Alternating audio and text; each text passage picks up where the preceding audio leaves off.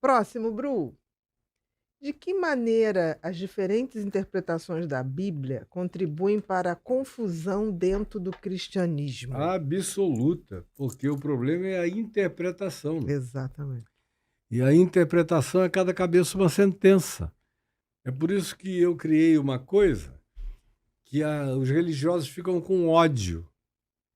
Porque, como eu creio que a Bíblia é um livro inspirado por Deus, especialmente o Velho Testamento, mas não é a palavra de Deus. Eu estou falando palavras de Deus aqui, conversando contigo. Você está falando palavras de Deus para mim toda vez que você diz uma verdade. Toda verdade é palavra de Deus. Toda luz é luz divina. Sim. Como diz o apóstolo Tiago, irmão de Jesus, toda boa dádiva, todo dom perfeito vem do alto, descendo do Pai das luzes, em que não pode haver nem mudança nem sombra de variação. Então venha pela cabeça de Marx, venha pela cabeça de Einstein. A tabela periódica original foi recebida em sonho. O cara acordou com a tabela periódica na cabeça dele. Nós somos muito mais invadidos por percepções Inspirados. e inspirados do que a gente imagina. É verdade. A Terra inteira. Tem coisas magníficas no planeta que até o dia de hoje, com toda a nossa tecnologia, a gente não consegue saber como os caras conseguiram fazer. Então, o problema da Bíblia, número um, é que o pessoal não a lê. Os pastores não a conhecem.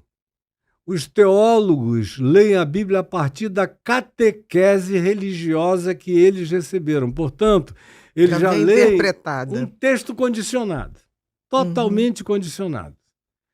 E aí tem outra coisa. Como eles também declaram que a Bíblia é a palavra de Deus de capa a capa, e ela foi escrita num período de 1.500 anos por autores diferentes, em períodos diferentes, em gerações diferentes, em contextos diferentes, ela é inconciliável nas coisas que diz dentro dela própria. Ou seja, é um Deus que sofria de uma esquizofrenia múltipla. Porque o que ele diz para uma geração não dá para aplicar para outra.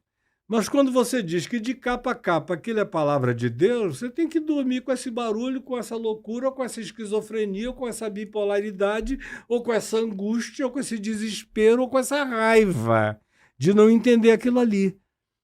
Quando eu comecei a ler a Bíblia, com consciência adulta, eu percebi a inconciliabilidade daquilo ali. E entendi que Jesus era o verbo de Deus, como está dito, no princípio era o verbo. O verbo estava com Deus e o verbo era Deus. O escritor de Hebreus diz lá que em Jesus está toda a expressão do significado da revelação de Deus aos humanos, não é a seres de outras dimensões, aos humanos.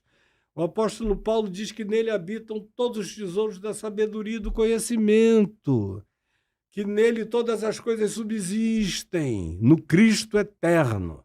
Pois bem, não é possível, eu teria centenas de outras coisas a dizer, não é possível que você tenha, no mínimo, esses elementos, você queira comparar Moisés com Jesus, você queira comparar o primitivismo da Torá com o Sermão da Montanha. Eu, porém, vos digo, amai os vossos inimigos, orai pelos que vos perseguem. Num contexto do mesmo livro onde manda apedrejar o filho que não te obedeça, onde diz que você não pode comer certos tipos de alimento, que você não pode botar um cordeirinho para assar num leite, porque senão é abominável ao Senhor, e isso e aquilo, que eram mandamentos para uma tribo caminhando no deserto, se prevenindo de algumas doenças circunstanciais, só isso. Agora, a palavra definitiva, que não cai em obsolescência nunca, é a que você encontra em Mateus, Marcos, Lucas e João. Aí você pode inventar ciência genuína que seja, que não vai bater de frente nunca. Nem jamais. E Paulo? Paulo é um cara que fez um esforço de conciliação enorme entre o que ele sabia do Evangelho e o que ele tinha que aplicar às comunidades greco-romanas Da da época. região onde hoje está praticamente a Turquia, cobre quase tudo, e era o mundo greco-romano. E ali tinha de tudo, era um mundo multifacetado. As mulheres tinham que obedecer aos maridos, fossem judaicas ou não, mesmo no mundo grego, tinha limitação enorme para as mulheres, tinha escravidão, e tinha donos de escravo, tinha segregação racial e étnica de várias naturezas. Só não havia o preconceito de preto e branco, mas havia todos os outros tipos de preconceito Preconceito. étnico. Então ele está ali, ele sabia, ele chega a dizer, por exemplo, aos Colossenses, que em Cristo não existe diferença entre homem nem mulher. É tudo igual. Não existe diferença entre escravo e liberto, não é para ter nenhum nem outro. Não existe nem amo e nem Senhor. senhor o escravizado. Não existe judeu como supremacista, nem grego, nem bárbaro, nem cita, nem nada. Ele dá uma lista enorme. Acabou em Cristo Jesus, é uma humanidade só. Ele diz, escrevendo aos Efésios, porque Cristo Jesus veio para derrubar o muro das separações e fazer da multiplicidade um só. E é Jesus que diz em João 17, eu tenho muitas outras ovelhas que não são desse aprisco. A mim me convém conduzi-las, então haverá um único rebanho e um só pastor. Então, quando você lê a Bíblia, aí que eu quero chegar, tendo Jesus como chave hermenêutica, que é o meu caso, Jesus é a minha chave hermenêutica. Eu vou ler qualquer coisa na Bíblia, eu leio a partir do que Jesus fez, gestuou, ensinou, praticou e encarnou. Ele encarnado é a manifestação interpretativa da vida, do Velho Testamento, de qualquer outra coisa. Então, quando você lê isso, você, na mesma hora, vê o que fica e o que não fica. Tem coisas que Moisés disse que são vigentes, porque são coerentes com o que Jesus disse. Com que Jesus. Exatamente. Agora, tem outras coisas que ele disse que caíram em obsolescência. E quem diz isso não sou eu, quem diz é Paulo. Paulo diz, não, isso aqui caiu em caducidade. Ele diz isso aqui é a caducidade da lei, é o esclerosamento da lei, perdeu a vigência. Está escrito como em Romanos. Como as leis nossas perdem vigência. Tudo tem que atualizar. São modificadas. Exatamente. A vida aumenta, cresce, a mente se desenvolve, as relações sociais... Você está colocando que o filtro de qualquer coisa dentro da Bíblia se passa pelo crivo de Jesus.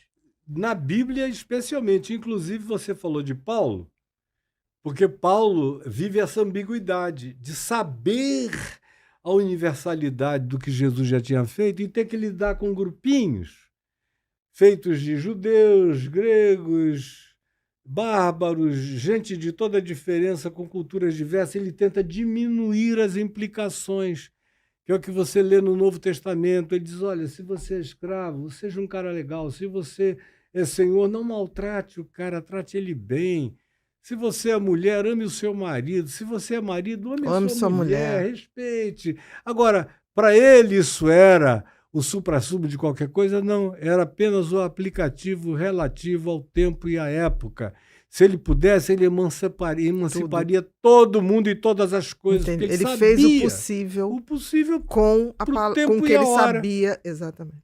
O possível. Olha, você entende assim, você. Exatamente. Agora, vai explicar isso para o religioso. Porque ele tem a coisa do capa a capa da Bíblia. Aí a Bíblia tem que ser palavra de Deus de capa a capa. Se você não fizer isso, se você, mesmo elegendo Jesus como suprassumo, que eles dizem que Jesus é a referência das referências, mas na prática não é não.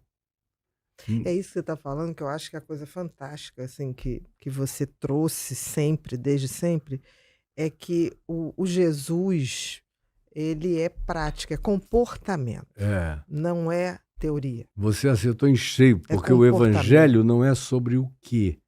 O evangelho é sobre como. Exatamente. Sobre como.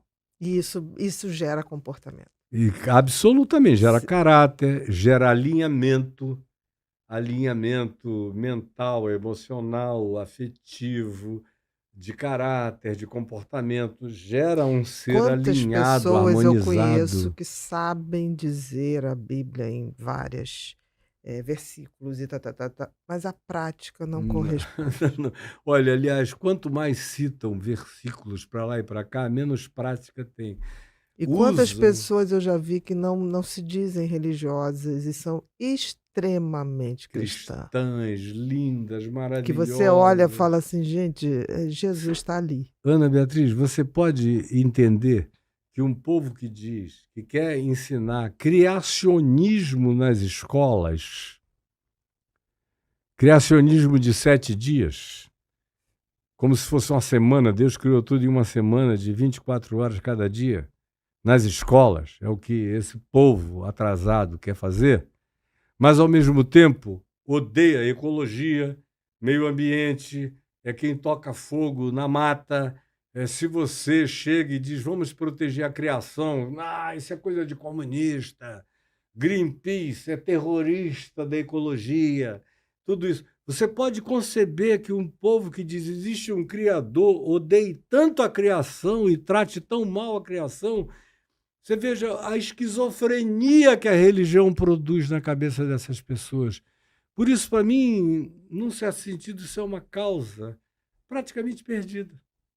Entendi o que você está Eu falando. boto muito mais fé naqueles que não têm religião nenhuma na Terra ou que não têm, pelo menos, esse cristianismo ocidental, judaico-cristão, que são pessoas extremamente mais abertas porque não têm os dogmas aprisionantes e enxergam muito mais porque enxergam com bom senso, lucidez, consciência, com sabedoria.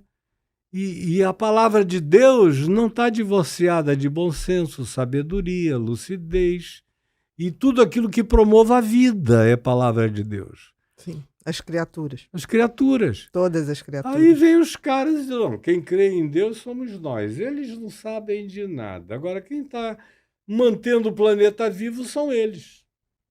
Perfeito. Quem está se esforçando pela continuidade são eles.